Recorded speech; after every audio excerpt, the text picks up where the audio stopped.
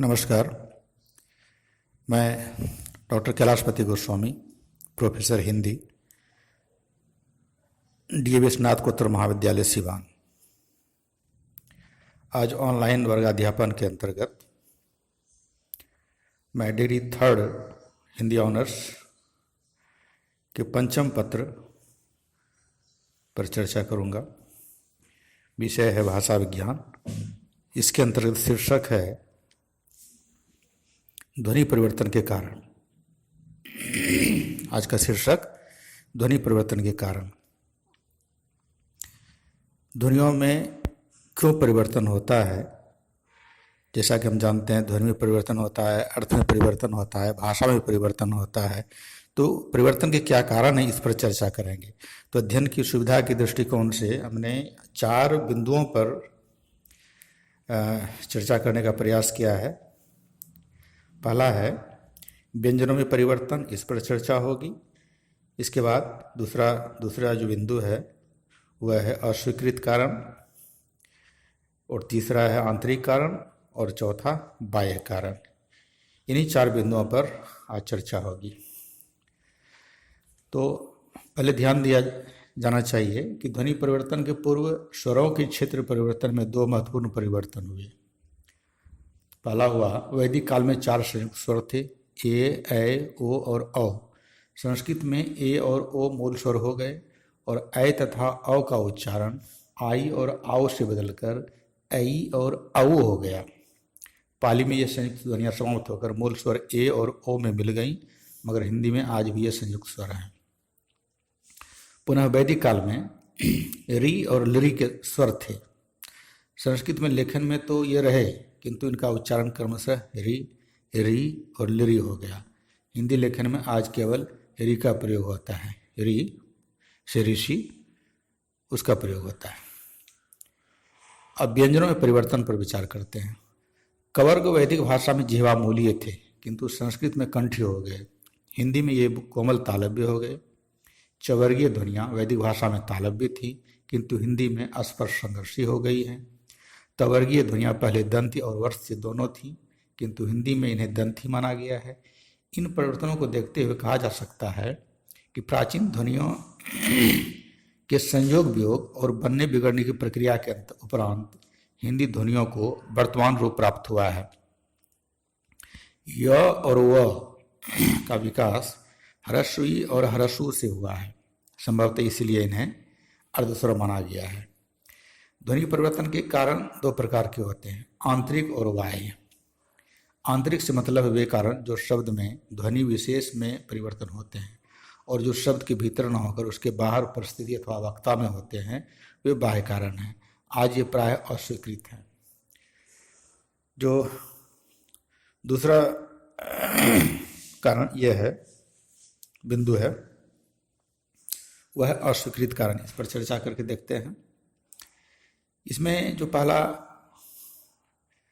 कारण है वह है वाग्यंत्र की विभिन्नता। वाग्यंत्र की विभिन्नता। हर व्यक्ति के वाग्यंत्र में थोड़ा बहुत अंतर हमारे उच्चारण को विशेष रूप से प्रभावित नहीं कर सकता, अतः इन्हें ध्वनि परिवर्तन का विशेष कारण नहीं माना जा सकता। यह अस्वीकृत कारण है। ध्यान दिया जाए, यह अस्वीकृत कारण है। दूसरा है इसमें पॉइंट, श्रवणेंद्रियों की विभिन्नता। हर व्यक्ति अपने सुनने के अनुरूप ही कुछ बोलता है और ध्वनि परिवर्तन हो जाता है। ऐसे कारणों से हुए ध्वनि परिवर्तनों को विशेष कारण नहीं माना गया है। अगला है भौगोलिक प्रभाव। कुछ लोगों का मानना है कि ठंडी जलवायु में ध्वनियाँ समृद्ध होती हैं तथा गर्म में विपरीत, लेकिन संसार की भाषाओं पर तुलनात्मक दृष्टि डालने पर यह सत्य नहीं है, अतः इसे भी नहीं माना गया है। अब आते हैं आंतरिक कारण पर। इसको देखा जाए, भाषिक इकाई के भीतर आंतरिक कारण से ध्वनि परिवर्तन होता है, जो निम्न है। पहला कारण, आंतरिक कारण के तहत ध्वनियों का परिवेश। किसी ध्वनि में होने वाला परिवर्तन कभी कभी आसपास की ध्वनियों के कारण होता है। जैसे संस्कृत शब्द कुंजिका में च व्यंजन घोष है, च व्यंजन अघोष है, पर इसके पहले यहाँ व्यंजन घोष है। पंचम ध्वनि या व्यंजन घोष है, तथा उसके बाद का ह्रस्वी स्वर भी घोष है।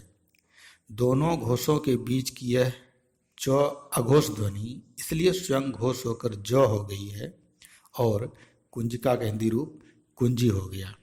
उसी तरह प्रस्तर से पत्थर, शुष्क से सूखा आदि। आंतरिक कारण जो दूसरा कारण है वह है सबल और निर्बल ध्वनियाँ। यदि दोनों साथ साथ आवे, मतलब सबल और निर्बल ध्वनियाँ यदि साथ साथ आवे तो निर्बल ध्वनियों का लोप हो जाता है तथा सबल ज्यों की त्यों बनी रहती है।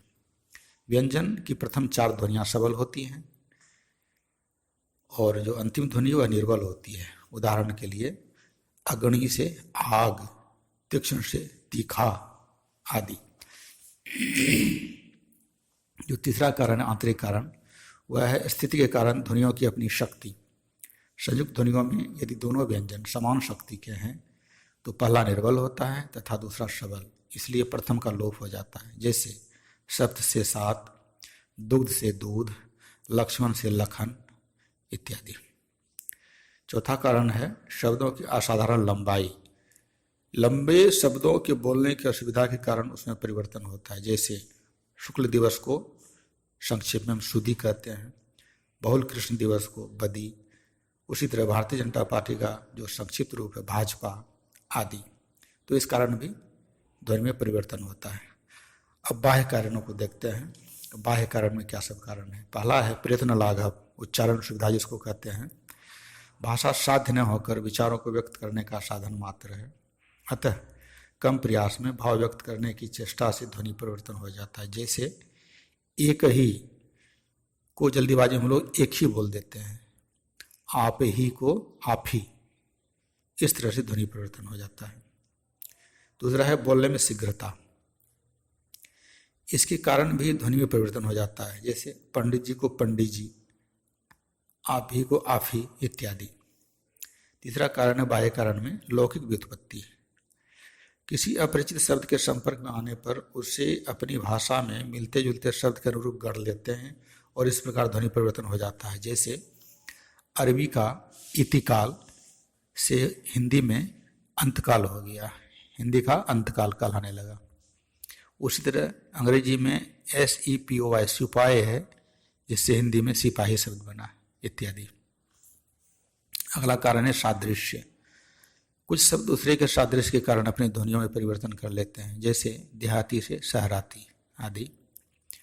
अगला कारण देखते हैं लिखने के कारण। अंग्रेजी शब्द के अंत में ए के कारण ए का प्रयोग लगाते हैं, उसके कारण हिंदी में भी लोग शब्द में परिवर्तन कर देते हैं। जैसे मिस्र, अंग्रेजी में MISHR, उसके बाद ए लगा देते हैं, जैसा कि अंग्रेजी लिखने के क्रम में होता है कि शब्द के अंत में ए लगा देते हैं अमूमन। तो उससे मिस्र से मिश्रा हो गया, गुप्त से गुप्ता हो गया, अशोक से अशोका का उच्चारण करने लगे। उसी तरह बुद्ध से बुद्धा हो गया आदि। इस तरह से लिखने के कारण भी ध्वनि में परिवर्तन हो जाता है। अगला कारण है बलाघात। इसके कारण भी ध्वनि परिवर्तन होता है। किसी ध्वनि पर ज़्यादा जोर देने पर सांस का अधिक भाग उसी पर खर्च हो जाता है, जिससे आसपास की ध्वनियाँ कमज़ोर पड़ जाती हैं। जैसे फाइनेंस से फिनेंस, डायरेक्टर से डायरेक्टर आदि। अगला कारण है अज्ञानवश। अज्ञान के कारण सही उच्चारण नहीं होने से भी ध्वनियों में भी परिवर्तन हो जाता है। जैसे एक्सप्रेस से स्प्रेस, ओवरसियर से ओसियर आदि। और जो अंतिम कारण है बाह्य कारण में अनुकरण की अपूर्णता। भाषा अनुकरण द्वारा सीखी जाती है जैसा कि हम जानते हैं, पर कभी कभी अपूर्ण अनुकरण के कारण भी ध्वनि परिवर्तन हो जाता है। जैसे सिग्नल से सिंगल, सचिवालय को बहुत लोग शौचालय बोल देते हैं आदि। इस प्रकार उपरोक्त कारणों के अलावे किसी विदेशी ध्वनि का अपनी भाषा में प्रभाव, अभाव, भावुकता, विभाषा के प्रभाव, सहजीकरण आदि कारणों से भी ध्वनि परिवर्तन हो जाता है। इस तरह से हमने देखा कि आंतरिक कारण और बाह्य कारण मुख्य रूप से 2 हैं जिनके कारण ध्वनि में परिवर्तन हो जाता है। आशा है छात्र छात्रा इससे काफ़ी लाभान्वित होंगे और परीक्षा के दृष्टिकोण से अच्छी प्रकार तैयारी कर सकेंगे। धन्यवाद।